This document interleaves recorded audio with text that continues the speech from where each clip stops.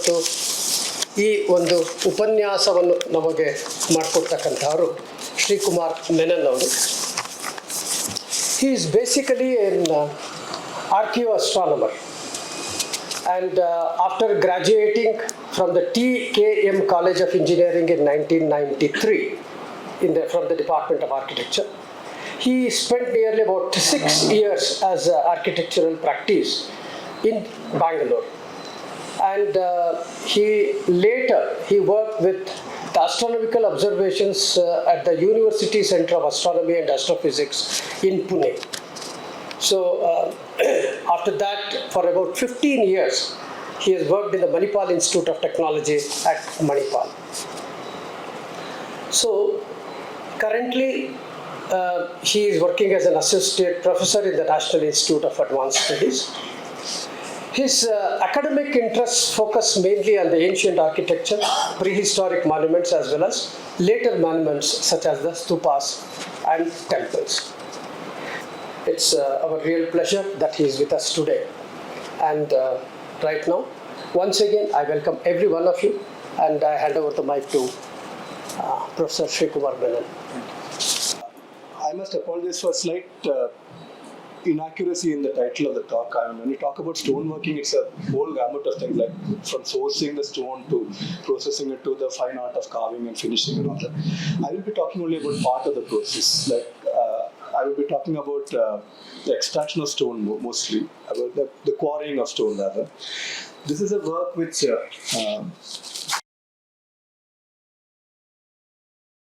This is a work which I began with Miss Meghna Kupa, who's also in the audience here right now. I'm very happy to see her there, and which I've been continuing ever since that for almost a decade now. And so, so we'll start with the Malaprabha Valley, with the site where the well-known sites of Pattadakkal, Aihole and Badami and a whole series of smaller sites also are there. And because this is one of the earliest centers of monumental architecture in stone in southern India. So we would be talking about Pattadakkal, the quarries near Pattadakkal, and this is another view of the World Heritage Site, the monuments there at Pattadakkal. And also Aihole, you might be looking at one of the earliest structural stone temples in the Rawalfadi South temple that you see in Aihole. And of course, Badami, where you have early both rock cut as well as structural monuments and a series of early sculptures and all that. And also we will talk about another early nucleus of stone temple architecture, stone monumental architecture in southern India, which is under the Pallavas at Kanchi and Mamallapuram. Some of the earliest stone monuments which you can see are the 5 rathas at Mahabalipuram. And of course, the sculptures like these were the descent of Ganges and the early attempts at that, also some of the unfinished ones. Of course, there's a lot you learn from unfinished monuments, and a big part of this talk will center around unfinished monuments. Like there are finished monuments like this with small unfinished parts in it, like this Mahishasuramardini cave at Mahabalipuram. And some unknown structures like this, which could have been the beginnings of a cistern, or these very famous, the Pidari Amman Rathas, which are unfinished stone rathas, which too many people do not visit while going to Mahabalipuram. And then we would also spend a lot of time looking at quarries where the stones are sourced from. So this, what you see here, is one of the quarries near Pattadakkal. So the main group of temples is near where the river Malaprabha turns prominently towards the north. And about 5 kilometers north of this, in the sandstone hills that you see in that region, you have about 3 quarries that are known right now, and I'm sure there are many more which have not been discovered. So you see evidence there are inscriptions of the stone workers in the place there. You see sketch studies for motifs and all that, which we later find in finished temples in the complex. There are also symbols which have been interpreted as guild symbols. Guilds of artisans had their own symbols which they carved on the quarries that belong to them. And then mainly you have evidence for huge masses of stone being removed and processed, and which ultimately ended up in the monument which formed the World Heritage Site complex right now. So we are going to talk mainly about these evidence of stone working. So this is what you call wedge holes. So stone is usually cut by later times by having a series of wedge holes arranged along the line along which you want them to be cut, and then inserting steel wedges there. People hammer it till the stone breaks along the line of wedges, and after it is broken, you have the wedge marks, what you see here, are the wedge marks that you find left over on the broken surface of the stone. So one thing you would notice if you just pay a visit to this quarries is that the wedge holes all seem to be oval or lenticular, lens-shaped in profile. And when it is broken, you have U-shaped wedge marks still left over on the surface of the stone. And then we will contrast this with the late medieval monument center at Hampi, where you have granite. The earlier things what you saw were all sandstone. So you have granite here, and you have evidence of the huge amount of raw material which is there at the site, which got turned into temples like these, which is a Narasimha temple near Chakratirtha. And the one thing we notice here is that again you see the wedge marks here. So you can see huge boulders like this, which is several meters in extent, split by using these wedge marks, and you can see that they look very different from the ones you saw at Pattadakallu. They are rectangular in nature, and when it is broken, the wedge marks are angular. They're not U-shaped, but they're angular in nature. So, if you look at the history of how stone has been extracted, it is not always using wedges. So, in many early societies, people use fire setting, that is using firewood to placing firewood on top of stones and setting it on fire, and then quenching it with water suddenly so that the stone fractures along that area where it is quenched. So, this is a series of by Dr. Verrier Elvin, reproduced here with the permission of his son, Mr. Ashok Elvin. So, he worked in Bastar, and he documented people actually, piling firewood on the rock surface, setting it on fire, then quenching it with water, and the broken stone is sort of shaped and put into, made into the memorial stones that is very typical of that region. So in our megalithic sites in southern India too, you find similar things. This is a megalithic site at Kakkunje, where close to Kundapura, and there you find a lot of evidence of quarrying, but you won't find a single wedge mark there. So they have used other techniques rather than wedges to break the stone here. Similarly, there is another megalithic site at a place called Baise near Hosnagara, where also the evidence for there's a quarry in the southern portion of the site where you will not find any wedge marks. So they used other techniques to split the stone here, probably fire setting. And then the very impressive, extensive megalithic site at Hirabenakal, which is north of Hampi, where you have upwards of 200 dolmens like this in a less visited saddle of a hillock there. You find that these stones, you will not find evidence for use of iron wedges to split the stone. In fact, if you look around here, you have the main megalithic, the central group in the megalithic sites there, and south of that there is a little tank from where they had quarried stone, and this water from this tank was probably used to quench the stones after setting it on fire. You have evidence for it. You can see that the entire rock surface, the place is like a museum. The rock surface has been completely broken up by this fire setting, and some of them have been raised on boulders like this, or bigger slabs have been raised on other slabs to create the different types of megalithic monuments at Hirabenakal. And one interesting thing is that this is large boulder. So this ranging rod here, every division of it is 50 centimeters. So you can see that it's well over 2 meters in height and much more in its width or whatever. And they have split it without using any wedges there. A boulder of a comparable size which is split in Hampi, you can see that wedges have been used very extensively to break that stone. So coming how it is done in the this is at Karkala, and this is a stones being split, granite stone being split to create this chapadikalu for creating boundary stones or whatever. You insert a lot of iron wedges here along this. These are very small size wedges because the stones are involved are also very small, and they're hammered and turned until the stone splits along the line of. So this is how it is done, and I will just show you a video of how it is done in sandstone near this place near Pattadakal itself. So I'll just mute the thing here.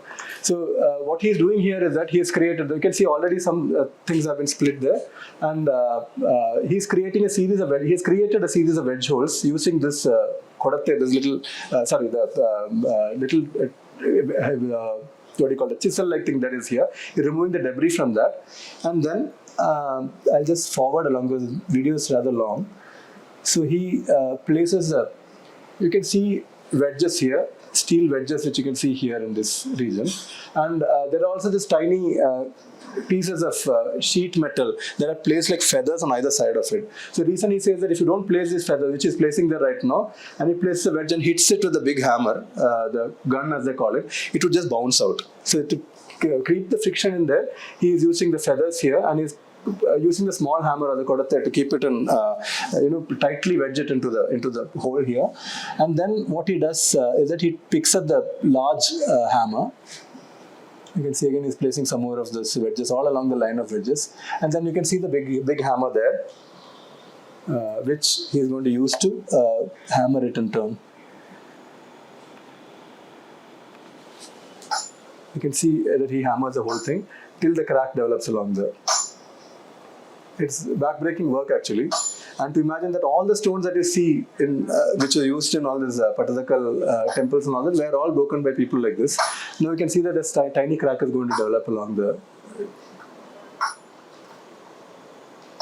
You can see it here. It started. The crack has started to come, and then he hammers some more, and you can see this crack developing, and that's why the entire stone has been cut in this place here. So you find these wedge holes in several of the finished monuments. So this is the Virupaksha temple, the gateway to the Virupaksha temple there. You can see that sometimes large pieces of stone have been split, which have pre-existing wedge marks, which they have incorporated because finding such huge blocks of stone were very difficult. And and this is how the stone, the previous slide, you can see that the wedge holes are, once again to refresh your memory, they are oval in shape. And after splitting, the stone is, the wedge mark is very U-shaped and thing like that. And the surface of that is a little curved when you see it here. And you can, this stone, which is in the quarry at Pattadakal, should ideally be in the museum there, because this actually encapsulates the entire process of stone cutting in this one stone itself. So you can see that the line along with the stone had to be split, was marked out here. And then the intervals at which the wedge holes had to be scooped have been put as dots. Then the oval shape has been marked out, and they have scooped out the holes in this. And after cutting, you can see the U-shaped wedge marks along the sides of it also. And interestingly, at Bhojpur in Madhya Pradesh, you can see that the temple of Bhoja, which is there at Bhojpur, there you can see some of the stones which have been, they use exactly similar kind of technique. The line has been marked out so that this piece of thing can be part of the plinth of the temple there. And they use the wedge marks here to cleave off this part of the boulder, which is left unfinished here. And so this is just a comparison of the two things. The line here, the dots along which they mark the interval at which the wedge marks have to be, wedge holes have to be scooped out. Then they mark the shape of the wedge holes here, and then they scoop it out. So the entire thing has been shown in this thing here, and the similar kind of process right there in Bhojpur too. So when you look at this, looking at this, where these rough stones might have been used within the temple, so this is a Galaganatha temple at Pattadakal, where the finished parts of the temple, if you look at it, you will not find any evidence for wedge marks because they have finished it up, they have polished it and all that, and I mean smoothened it rather. But if you look at the unfinished Shukanasi here, with the stones which are spanning the volume inside that, these are the original stones. And when you go closer to that and look at it, you can see the wedge holes as well as the wedge marks all along here, and you can see that they're U-shaped, they're oval-shaped and all that. So this is the place to look if you're to look for original stones within a temple. And this is at another quarry called Motra Maradi, which is also near Pattadakal. There you can see evidence for stuff like, you can see the line here, and they put this wedge holes here, and the interval at which they keep it depends on the size of the block to be removed and all that. And at the top you can see these U-shaped wedge marks where it has been, and you contrast it with Hampi, where the the wedge holes are all square or rectangular shaped, and the wedge marks are angular. They're very different from the thing here. So this is again at another site of Vijayanagara vintage. It's at a place called Chikkabenakal, which is also northwest of Hampi. And there's a large kere, a tank which has got sluice gates which have been quarried from the nearby granite tors. And here too you can find the typical angular wedge marks which have been obtained after quarrying the stone here. So places like Aihole or Badami, where you have evidence of construction from early medieval period, like in the Chalukyan period, 6th to 8th centuries, as well as there's some fort wall construction and all that, evidence for that in inscriptions during the Vijayanagara period. You find both wedge holes like this in Aihole, and nearby itself you will find the rectangular ones also. So we had decided to look at this and see whether we can make any sense of whether these were actually created later or whatever. So one thing is, this is a U-shaped thing that we were talking about in the for the early Chalukyan type of things. You also find this is at Badami, and you also find the angular wedge marks at this place here. And coming back to Motaram Maradi at Pattadakal, here again you have inscription, you have a guild symbol which is an axe here, and you have sketches by the artisans like this. They have mason's marks. So a lot of evidence of work here during Chalukyan period of Chalukyan rule in the region. You have blocks which have been quarried out and kept ready for transport, and which was abandoned when the site was abandoned. you also have tally marks, which have been variously interpreted as attendance marks or the number of blocks which have been quarried and all that, which you find plenty of these tally marks in the quarries. And you have also studies like these, which are, this is an exact sketch study for a image of Durga, which you find inside a niche at the Papanatha temple at Pattadakallu. And this is where the artisan actually sketched it out and envisaged the sculpture, which is ultimately going to be produced in the temple there. So in this place, and this is also one thing at Papanatha temple, on the exterior you have the Vali Sugriva duel, which has also been envisaged at the quarry here, and they've thought about the sculptural program in the quarry itself. And here too you find all the wedge marks you find here, because there is no evidence of any Vijayanagara, because most of the Vijayanagara intervention happened on the site and mostly extending the fortifications. And here you find only Chalukyan interventions on the side and the quarry here, and the wedge marks are all oval in shape, like you can see here. They're smooth also, like. So after splitting the stone, what will be remaining is a curved kind of thing on top of the stone and a U-shaped wedge mark below that. So returning back to the stone within spanning the gap in the Shukanasi, unfinished Shukanasi of the Galaganatha temple at Pattadakkal, you can see the U-shaped quarry marks here. And this is again how you would see it. The top of it is half of that oval, so you'll see it curved like this here, which should have been rectangle if it was a Vijayanagara period wedge mark. And then the lower portion of it, you can see it is U-shaped here. And contrasted with the Vijayanagara, the split boulder there, which I showed you in one of the earlier slides. And yeah, you can see the boulder again, which I showed you, that the wedge holes that have been put at close intervals. And after it has been split off, you can see the angular wedge marks here. Some other, just showing you more examples from Hampi.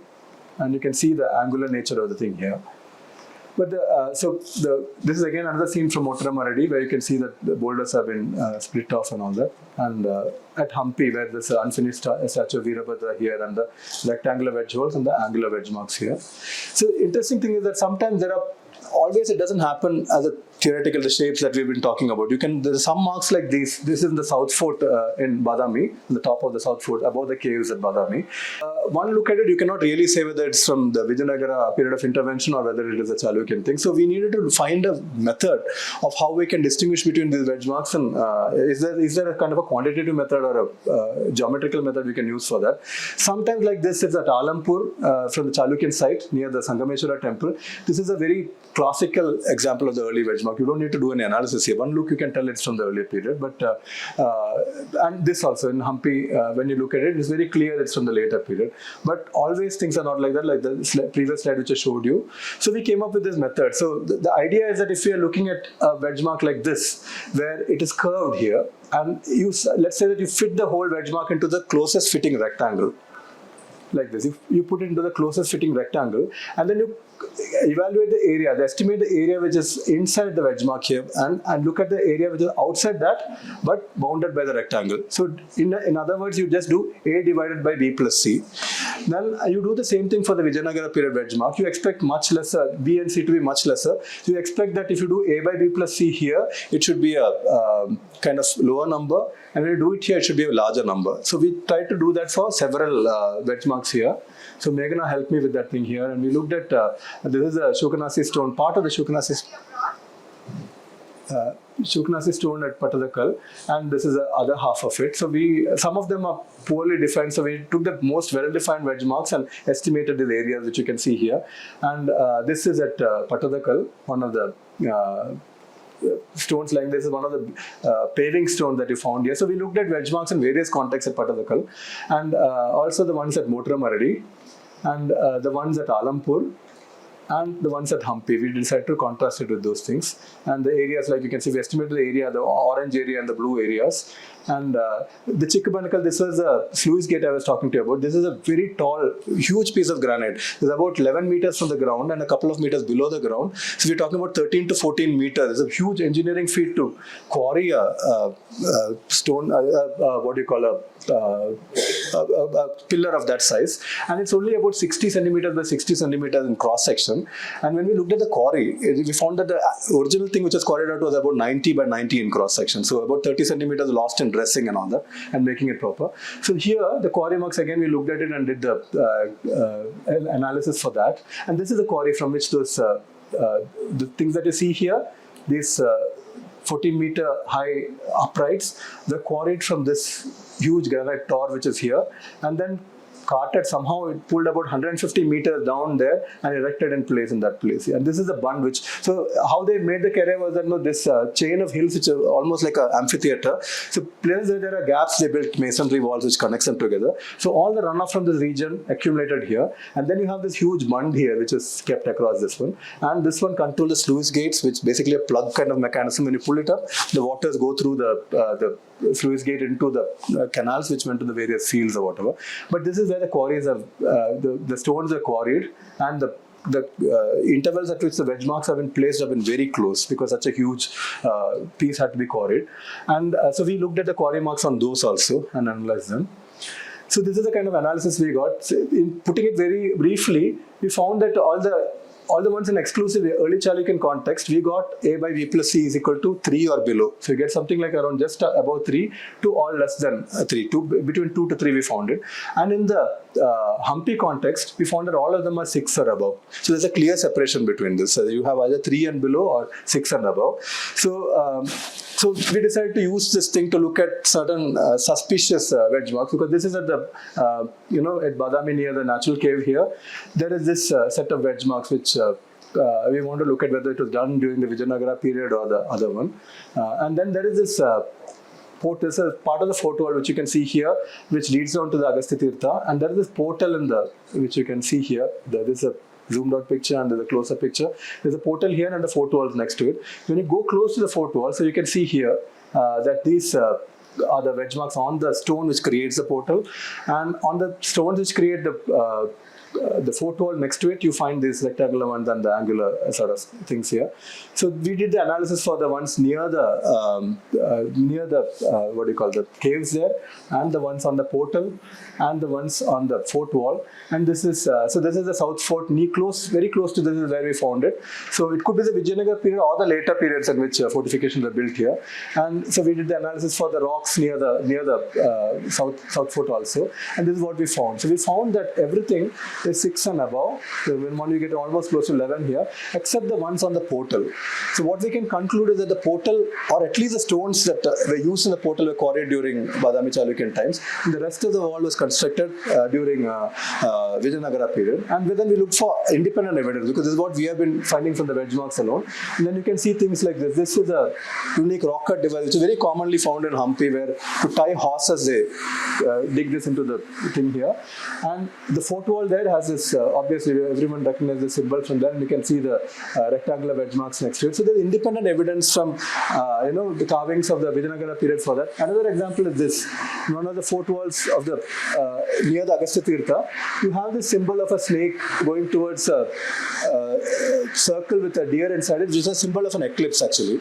So you see the deer within the thing, which represents the moon. And this eclipse symbol is found in Karnataka only during the Vijayanagara period and later. You won't find it before that. Before that, you do find it in Tamil country. But so this is in Hampi, in the one of the temples that are ceiling there, and this is at Keladi Nayaka period architecture at Kavaladurga. You find the snake going towards. I don't know whether they can just about make the deer turning its face to the other side. It's much more clearer than that.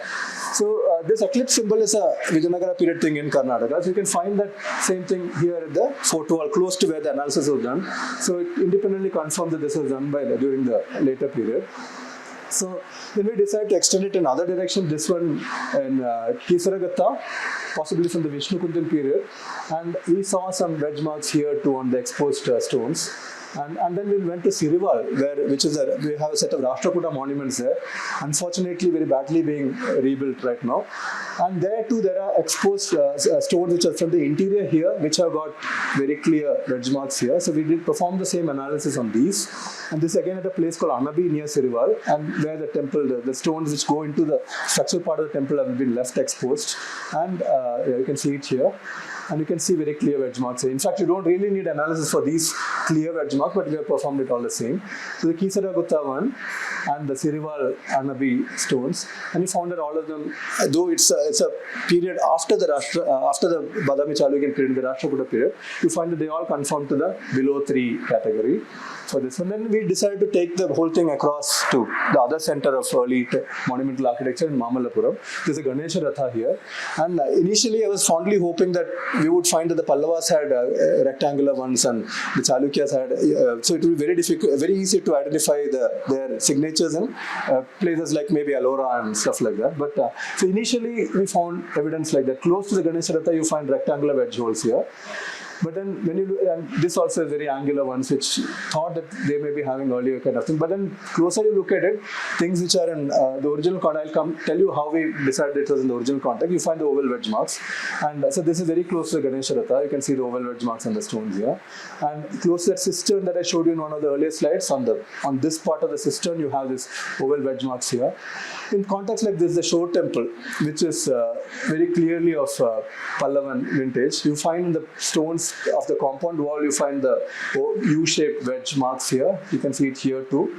And these Nandis which are kept on the walls all along here, you can find the wedge marks here also in this piece of stone. Some of them also have been fashioned from blocks of stone which had oval wedge marks on it. And so, and then closer to the Ratha, the 5 Rathas that you find here, there are a lot of unfinished portions here. Here too you find that close to the Nakula Sahadeva Ratha and the elephant that is next to it, you have the oval shaped wedge marks here. So here too there is, this is a Raya Gopura built during the Vijayanagara period. And close to the Raya Gopura you have the rectangular wedge holes here. And looking at the Pidari Amman Ratha, where there's a lot of unfinished stuff, and so this is a closer to another view of the Pidari Amman Rathas. And here too, you can see some of the portions which have been left unfinished, where the stone has not been removed totally. You can find the U-shaped wedge marks here. And yeah, here again you can see them. And this is the Valiant Gutte Ratha, which is again unfinished and a little bit further away from the Pidari Amman Rathas. And this also, the lower portion is left unfinished. Here to very close to it, you can find the oval wedge holes, which you can see here. And this one, you can see this portion, that it is the old U-shaped wedge marks here.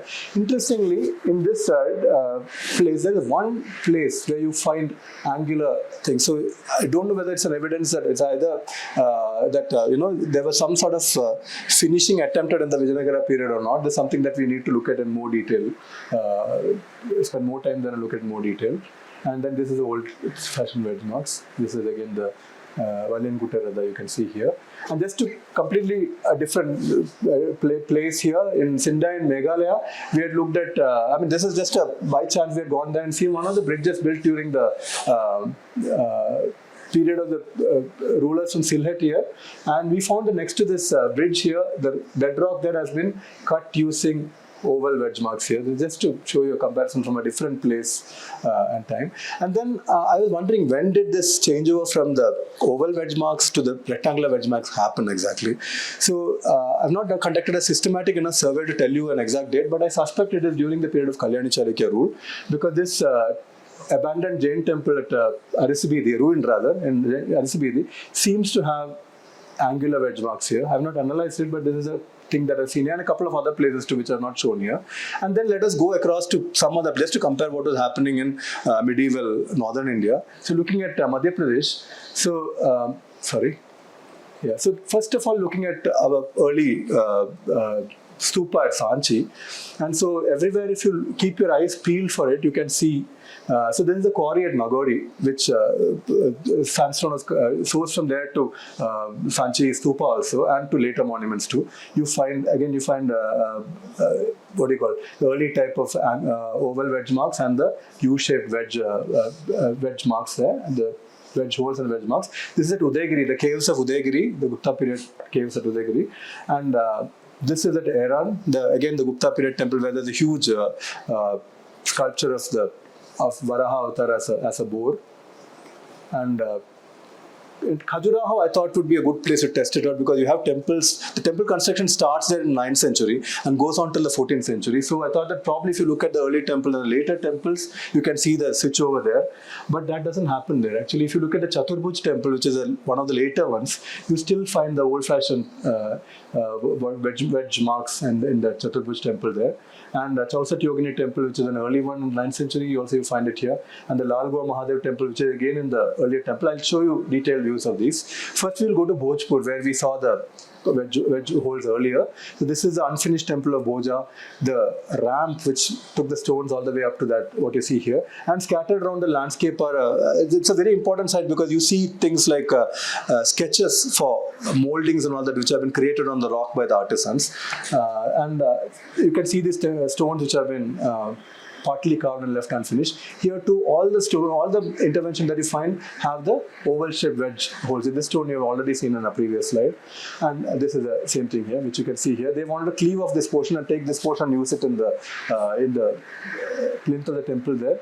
And then moving to nearby the ruined temple site of Ashapuri. This is the state in which it is found here, a similar period. And there too, you can find all the evidence that you can see here is for the U-shaped or oval-shaped wedge holes and wedge marks. And then coming to Sanchi. So when you look at the Sanchi Stupa and you go inside and go through the Prakara, so here you can see near one of the Toranas here, on this upright, the Taba here, you find oval-shaped wedge mark which has come from the thing. And then going to, this is another stone which is lying nearby there. You can see it. And even in the Ashokan pillar, which has been, somebody tried to break it in later period, they have used the oval-shaped wedge holes here. So it looks like in northern part of India, I mean, this is with few data points, there's a sweeping generalization to make, but looks like there was not, this switchover was only in southern India. It doesn't seem to have happened in northern India. And this is Nagodi, the quarry which I told you, from where you can see evidence of stone have been quarried. The famous Nagodi ki Ghodi, the unfinished horse sculpture that you see in the quarry there. And here too, you can see the wedge holes of the oval type and the wedge marks of the U-shaped thing that you find here. And other places, there's the classical thing, you can see the curve at the top, the half the oval and the U-shape which you can see here. And then Eran, this is a site in which you have a series of temples, many of them dilapidated. This is a huge sculpture of Varahamurti which I was talking to you about, the Vishnu sculpture here, the broken Narasimha lying there. In this site too, all the stone fragments that you could find where wedge marks were there, all conform to the old type. Udayagiri, there again, the Varaha is a big powerful thing throughout MP when you see at different kind of sites. And here too you can see in the Udayagiri caves there, wherever you can find evidence for stone removal, you find the earlier type of wedge holes, which are wedge holes and wedge marks here. You can again see the oval ones in this thing here. So let's move on to Khajuraho with the grand array of temples that you have culminating in the Kandariya Mahadev temple here. And so this is a panoramic view of the site there. And this is the Chaturbhuj temple, which I was telling you, it's a late temple there. Here, it has been remodeled lately. You can see the Shikara here. And this portion of it, where the facing stones and the plinth have fallen away, you can see the original stones, and they have the U-shaped thing here. And then there's the Bija Mandal, there's an abandoned temple site of Bija Mandal, which is just a mound there right now. And there too, you can see the stones are all you have the U-shaped thing here. So it looks like here, this is very clear in this particular picture. So it looks like in this place that whatever the reasons for changeover from one type of wedge hole to the other one did not happen, at least in Madhya Pradesh. And this is looking at the early temples here. This is the Chausan Yogini temple, which is a rectangular enclosure around a courtyard-like thing. And here too, the stone fragment which you could find are in the early type. And the Lalgo Mahadev temple, which again is a 9th century temple, it's in the ruined stage. So the ruined stones in the Shikara, you can see at the top that you don't find the. We really do not know why this changeover happened. Did they change? I mean, there's been people have been thinking that there's another technique that people use to split the stone, that is to insert wooden wedges and then wet them with water till they expanded and split the stone. But whatever evidence they found in Badami, where in the museum you can find the iron wedges of the people, so they use steel wedges. So it looked like they use the same method of hammering it in, and it's the same way. So why exactly this changeover happened, we cannot really have an explanation for that. But I think this is a new strand of information that you get about stoneworkers in different parts of India and how it moves from different, one particular technique moves from one part to the other. One of the exciting things that I found was in Mr. Uday Kumar's work on memorial stones here. So that many of them have edge marks on the surface behind it. So when you have a dated stone, so he had shown me an example where from 8th century there is a memorial stone. The same side you have another memorial stone from the 12th century, and one has an oval wedge mark and the other one has a rectangular wedge mark. So I think he is sitting on a treasured trove of information where I think we have dated structures from different parts of century of medieval Karnataka. And by looking at it, I think we can get a lot more data to supplement whatever beginning we have made in this thing. So I think I'll leave you with these visuals of Lalgo Mahadev temple.